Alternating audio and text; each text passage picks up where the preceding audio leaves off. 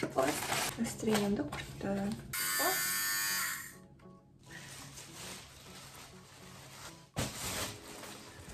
Үнді отадан 40 мың теңгеге жасалған салғы. Үстінде үлкен пакет. Бірге ашып қарайық. Өзіме және қызыма арналған көктемге киімдер. Осындай қара пакеттен бастайық. Так, бұл сөмкелер толып қоюға арналған ілгіш. Мұнда сіздерге суретін көрсететін боламын. Өзімде сөмкелерімді қойғаннан кейін тағы да видеоның арасында салатын боламын. Ашып берейік.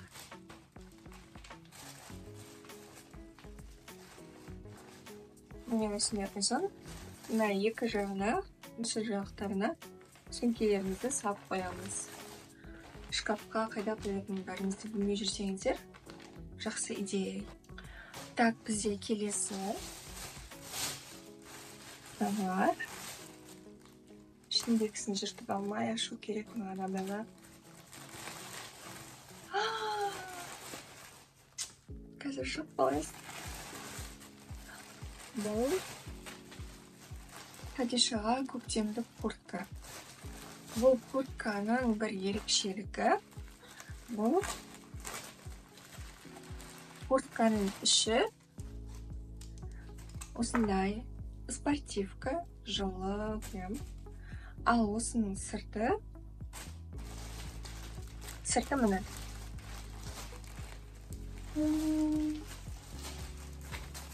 Сырты міне, осындай куртка. Қараңызшы, қандай әдемі. Көктемге алдым қалпағы. Куртканың өзі де жылы. Бірақ бізде Астанада күн бірден жылып кетпейді көктемде, сол үшін куртканың осындай іші бар. Тоже сурет көрсетіп қоямын, қалай киілетін. Потом Хадишаға келіп көрсеткенде видеоның арасына салатын боламын. Міне куртка өз іші осындай. Оның ішіне мынаны киеді. Машинада отқан кезде ыстықтап кетпес үшін сыртындағысын шешіп ішімен отырады. Потом түсетін кезімізде осыны киіп алады. Қараңыздар, қандай күшті. Маған ұнап тұр. Хадишаға кигізіп, міндетті түрде видеоның арасына салатын боламын. Так, бұл аяқ киім. Бұл распаковкада бізде екі аяқ киім болады. Біреуі жолдасыма, біреуі қызыма. Қазір бұл қайсысы екенін көрейік. Бұл қызыма мынандай детский коробкада тұр. Қазір ішін ашып көреміз.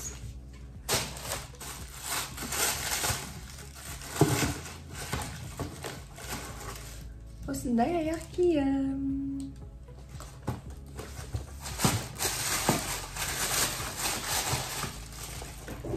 Так, міне. Бағасын сіздерге барлығын осы видеода жазып отыратын боламын. Көктемге аяқ киім. 26 размер, потому что менің қызымның бір аяғы, екінші аяғынан чуть үлкендеу. Бұлай майсадыма көреміз. Майсады, жақсы. И обязательно травматолог-ортопедтер баланың аяқ киімінің осындай кішкентай 1 сантиметр болсын каблугі болу керек деп айтады. Сондықтан да каблук алдым. Кішкене каблугі бар аяқ киімде. Ал мына артқысы жұмсақ болмау керек, чтобы стопа жылжып кетпес үшін осы қатты ұстап тұру керек. Сондықтан мына артық қатты болу керек. 1 сантиметр және осындай изгибация ету керек.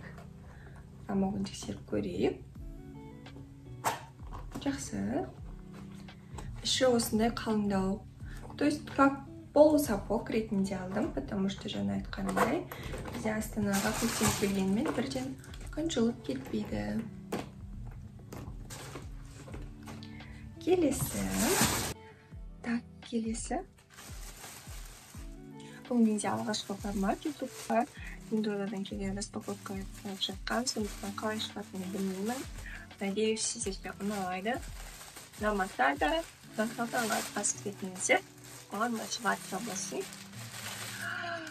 Бұл Хадишаға кофта. Сіздерге айттым, көктемге көп киімдер алдым деп. Қызыма. Сондықтан әлі біраз нәрселер алды.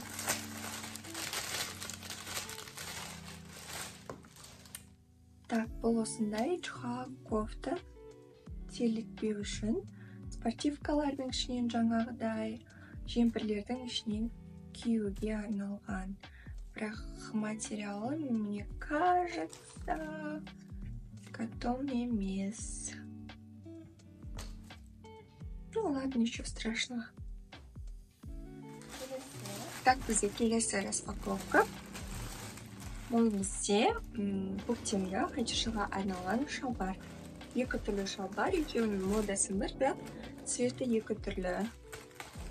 Жаңағы курткамен кигенге алдым. Әзірге балон шалбар киіп жүр қысты. Жеңілдетуді ойладым. Міне осындай әдемі шалбар.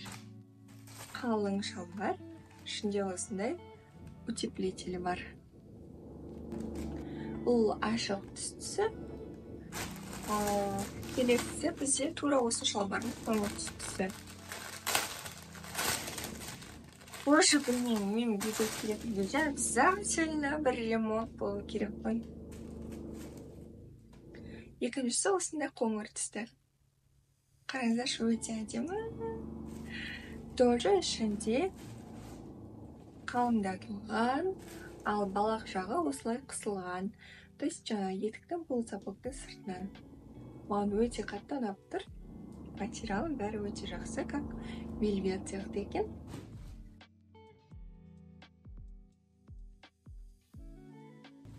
Так, келесі тауар бізде.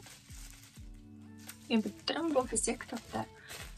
Артында тұрған Хадишаның кітаптары, Хадишаға кітаптар алғанды өте қатты жақсы көрем. Бұл жолы да тағы кітаптар наборына заказ берген болатынмын. Қазір көреміз. Бұл жерде бірнеше кітап бар, қазір сіздерге ашып көрсететін боламын. Жан-жағымның бәрі шашылып жатыр. Боже, можно тоқтауға? Міне осындай өте көп. Осындай журнал кітаптар. Әрқайсының өзінің таныстыратын нәрселер бар. Мысалы, hello. Бұл бізде балаға таныстыруды үйретеді. Оны былай шыққан. Маған суреттер ұнап тұр. Яғни бұл кітапша арқылы hello, яғни сәлем сөзін үйренеміз. Не үшін айтылатынын деген секілді. Екіншісі my feelings дейді.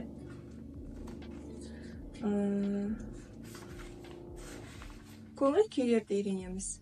I'm happy. Қараш бала күліп тұр. I'm afraid. Қорқып тұр. I'm shy. Ұялып тұр. I'm sad. Көңіл күйі жоқ. Міне осындай бұл көңіл күйлерді үйретеді. Body. Бұл жерде дене мүшелерді. Animal. Жануарларды. Sheep, tiger. What shape is it? Яғни бұл жерде жаңағы квадрат, жұлдыз дегендерді формаларды үйретеді. Уақыт үйретеді. Big and small. Маған ұнайтыны осы. То есть бұл жерде бір-біріне қарама-қайшылық антонимдер. Fast, slow, light, heavy, жеңіл, ауыр, жай тез деген секілді. Бір кітаптар наборы барлығы қамтылған. Осындай, мына жерде фрукты, мында family дейді.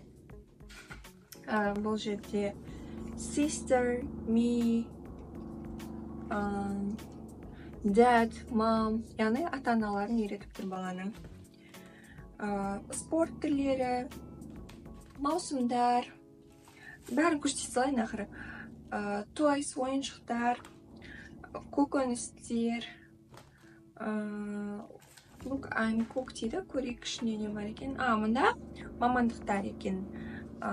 Суретшімін, полиция офицері, мейірбике, өрт сөндіруші деген. Яғни кітапта қытай тілі жоқ, только осы артындағына баспа туралы жазылған, ал кітаптың ішіндегі барлық сөздердің барлығы ағылшын тілінде.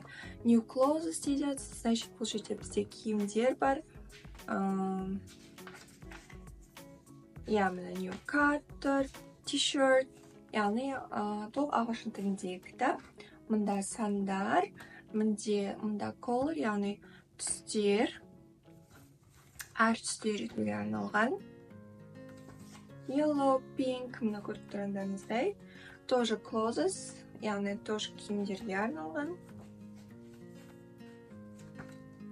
Так. Мына shirt, sweater, shoes, coat. Тоже киімдер. Және соңғысы snowman дейді.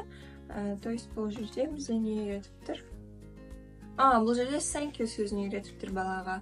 Thank you сөзін, яғни аққалаға бірдеңе болады, оған көмектеседі, и ол thank you дейді. Яғни балаға hello, thank you деген секілді сөздер, түстер, жаңағыдай киімдер, барлығын көрсетіп шықтым ғой, вот сондайға үйретуге арналған кітаптар наборы. Бұның барлығын енді қазір Хадишаға бірден бере салмаймыз. Әрқайсысын біртіндеп көрсетіп отырып үйрететін боламын. Сізге ұнаса балаларыңызға тоже алуға болады. Ссылканы міндетті түрде видеоның описаниесіне қалдырып өтетін боламын. Сондықтан да уайымдамаңыздар. Міне осындай кітаптар. Бәрін жинап қойып қояйын. Қазір өзіме керектерін алып қалатын боламын. Демі тоқтаған секілді ма? Жаңа басып кетті ғой, білмеймін. Настроениемді құртты. Келесі товарды ашып жатыр. Не екенін көрейік. Ташөліп не бергендерім есінен шығып қалады, менгісі меніңше. Бұдан зат келем дегенше. Бұл Хадишаға заколки. Шашы өсіп келе жатыр. Түрлі прическалар жасап жүрмін осындай. Заколки. Неше түрлісінен бар екен. Қояйын. Шашына сәндегенге осылай жұмсақ екен, жақсы. Әдемі. Көктем келе жатыр ғой деп осындай түрлі әр нәрсе тапсырыс берген болатын. Бұл не екен? Қазір көреміз.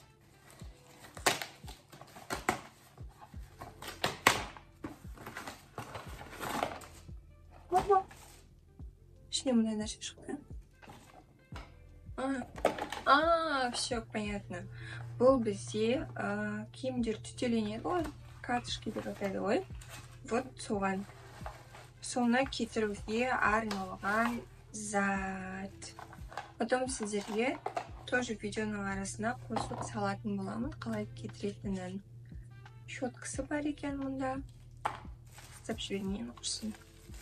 Бұнда жаңағы осы жері арқылы жаңағы катышкаларды тазалап алатын болып тұр ғой. Потом киімдерді жасап сізге көрсетемін. Міне осындай құрал. Өзі және екі осындай заменителмен кетті. Біраз уақытқа жетеді деп ойлаймын. Потом если жаңа заменитель бітіп қалса, мынау қайтадан жасай береді ғой. Аналарды бөлек қайтадан закатуға болады екен. Мұнда қойып қазір жасап көреміз.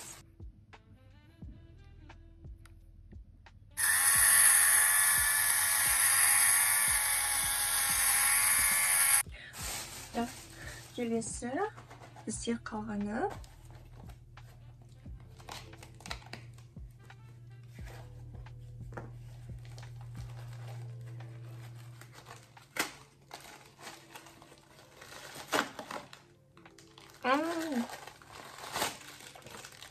бұл маған заколки, чтобы шашын укладка жасаған кезде бигудилерді ұстап тұру үшін. Міне осындай заколки. Қандай да бір копейка тұрған шығар, наверное, жазып кететін боламын да болсын. Және ең соңғы посылка, ол жаңа айтқанда екі аяқпен бар деген болатынмын. Соның біреуі жолдасыма алған аяқ киім. Болсын керек деп ойлап тұрмын. Вау, бір коробканың ішіне екінші коробка салып топтап жіберді. Оларына енді, конечно, респект. Міне? Шикарно.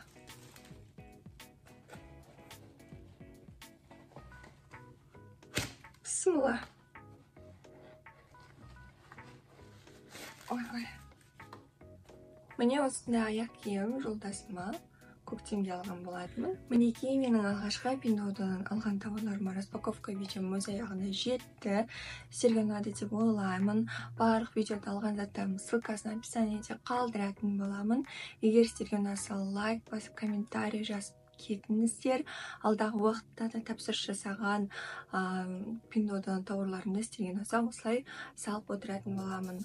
Біздің каналды қолдап, лайк басып, каналға тіркеліп кетіңіздер. Барлығыңызға рахмет. Мама, мына жер осылай шашылып жатыр. Енді барлығын реттеу керек.